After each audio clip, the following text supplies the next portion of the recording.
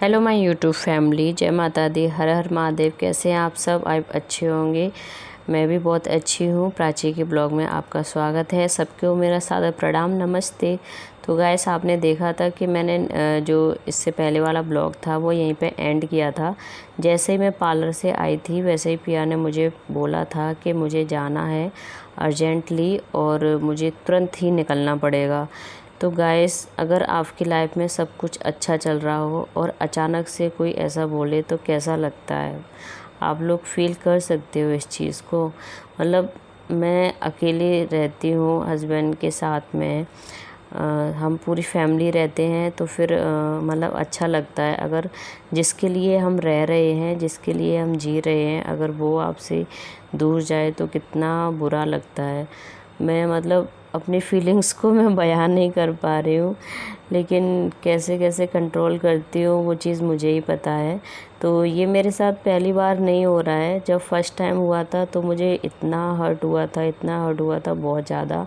तो अभी तो काफ़ी टाइम हो चुका है, इस चीज़ को मैं अच्छे से हैंडल कर लेती हूँ, सहन कर लेती हूँ। क्योंकि ऐसा होता है ना कि कोई चीज़ तुम्हारे साथ पहली बार होती है तो हमें बहुत ज़्यादा बुरा लगता है, फिर धीरे धीरे उस चीज़ की हैबिट पड़ जाती है कि क्योंकि कितना भी बुरा समय हो ना तो इंसान उस समय में खाना छोड़ सकता और ना तो जीना छोड़ सकता।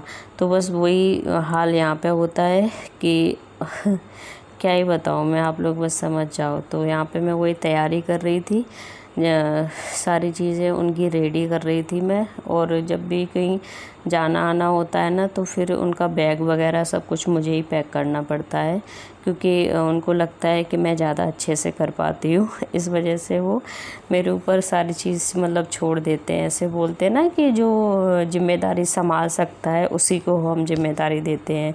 घर में भी ऐसा होता है कि कई सारे बच्चे होते हैं, लेकिन जो बच्चा थोड़ा सा जिम्मेदार होता है उसी को बड़ी बड़ी जिम्मेदारियां दी जाती हैं। तो वही हमारे घर का हाल है। मेरे घर में सारी जिम्मेदारियां जो भी कुछ मतलब होता है ना, सब मुझे ही संभालना पड़ता है। तो ऐसा और किस किस के घर में होता है तो मुझे ज़रूर बताना। तो यहाँ इधर चीस्टू भी आ गई हैं, पूछ रही हैं कि माँ आप क्या कर रही हो। अब ये तो बच्ची हैं, इनको क्या पता, इनको ज़्यादा कोई फ़र्क भी नहीं पड़ता कि पापा रहें या ना रहें, मतलब वो ड्यूटी पे रहें या इधर रहें, कोई नहीं है, बस माँ मिलनी चाहिए। तो ज़्यादातर अटैचमेंट होता है ना किसी को पापा से, किसी को मम्मी से। तो चेस्टू शुरू से मेरे साथ रही हैं तो उनको मेरे साथ ही ज़्यादा है। तो मैंने उनको समझाया कि पापा के लिए रेडी कर रही हूँ तो वो मतलब मान जाती है, समझ जाती है। तो यहाँ पे मैंने उनका सारा सामान रेडी कर दिया है, जिसमें आप देख सकते हैं ये सारा सामान है। सब कुछ लेके जाना पड़ता है। और अगर मैं भी घर भी जाती हूँ ना, मैं अपने ससुराल भी जाती हूँ, तब भी मैं छोटी से छोटी चीज़ अपनी इसी तरीके से लेके जाती हूँ। तेल, साबुन, शैम्पू और कंघी, शीशा, मतलब हर एक साबुन, छोटी से छोटी चीज़ सब कुछ लेके जाती हूँ। तो जब भी मैं, जैसे कि आपको पता है, मैं काम करती हूँ तो चेस्टू ही वेदांश को हैंडल करती है और वो उसके साथ खुश रहता है। तो यहाँ पे मैं, वो दोनों खेल रहे थे, तब तक मैंने पिया का पूरा बैग पैक कर दिया है। और मेरे बाल देखो गाइस कैसे लग रहे हैं। मैंने मतलब खुशी भी नहीं मना पाई, मैंने पिया को दिखा भी नहीं पाई कि मैंने हेयर कट करा दिए कि नहीं करा दिए। बस अचानक से जाना है तो मैंने पूछा कि मैंने हेयर ज़्यादा तो नहीं कट करा दिए, लेकिन उनको कोई फ़र्क नहीं पड़ता। उनको बोलता है तुम्हारे, मतलब उनका कहना है कि तुम्हारी लाइफ है और तुम्हारी चॉइस है, तुम्हें जैसे पसंद है वैसे तुम रह सकती हो। अगर तुम्हें छोटे बाल पसंद है तो तुम छोटे करा लो, लंबे पसंद है तो लंबे करा लो। उनको कोई मतलब रोक टोक नहीं है उनके मेरे ऊपर। जैसे मुझे पसंद है वैसे मैं रह सकती हूँ। तो यहाँ पे जाने से पहले, कहीं भी जाते हैं ना तो पूजा करके जाना चाहिए। और पिया तो हमेशा ही ऐसा करते हैं, वो कहीं पे भी जाते हैं तो पूजा करके ही निकलते हैं घर से, सुबह शाम।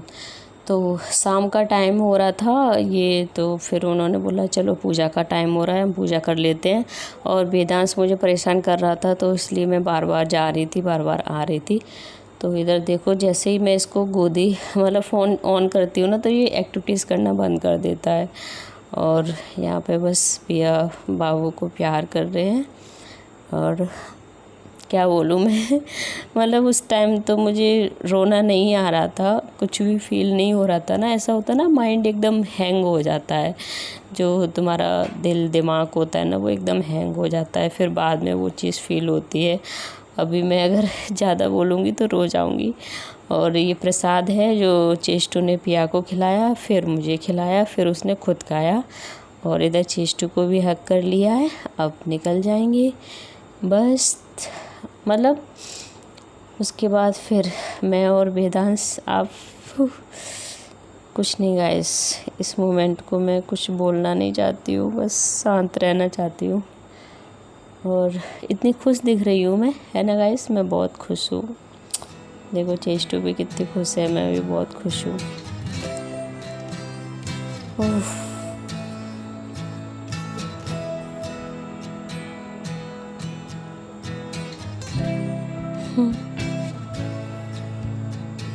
मैं देखते देखते ही ना, क्या बोलूँ मैं,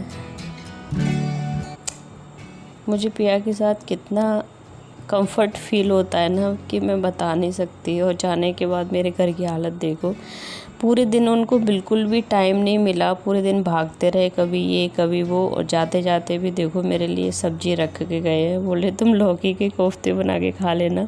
पूरे दिन गाइस मुझे इतना हंसाते हैं, इतना एंटरटेनमेंट करते हैं ना कि मैं बता नहीं सकती। मैं अपने पिया की तारीफ़ बिल्कुल भी ब्लॉग में नहीं करती हूँ, नहीं बताती हूँ, बिकॉज़ काफ़ी लोगों का कहना है कि नहीं, रियलिटी जो होती है ना वो नहीं बताना चाहिए, नहीं दिखाना चाहिए, इसीलिए वो मेरे वीडियो में आते नहीं हैं। मैं बोलती हूँ अगर मैंने किसी दिन तुम्हारी ये क्लिप कैप्चर कर ली ना, मैं सच बता रही हूँ, तुम एक दिन में ही फेमस हो जाओगे, वायरल हो जाओगे, मैं गारंटी से कह सकती हूँ। और यहाँ पे चेस्टू आ गई है मुझे पानी देने के लिए, क्योंकि मैं थोड़ा सा सैड हो गई थी।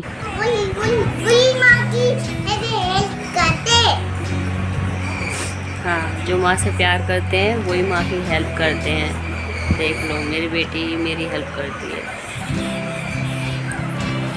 तो बस गैस, यहाँ पे मेरी आँखों में बहुत ज़्यादा नमी है और बहुत ज़्यादा सवाल हैं कि मैं अकेले और भी अकेली हो चुकी हूँ, और भी बड़ी जिम्मेदारी आ चुकी है।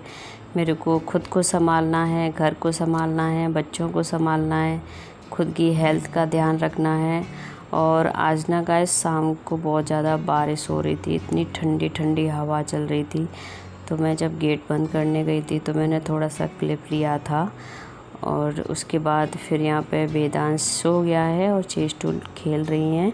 फिर नाइट में और तेज़ बारिश होने लगी थी। आज का ब्लॉग यही था, बाय बाय।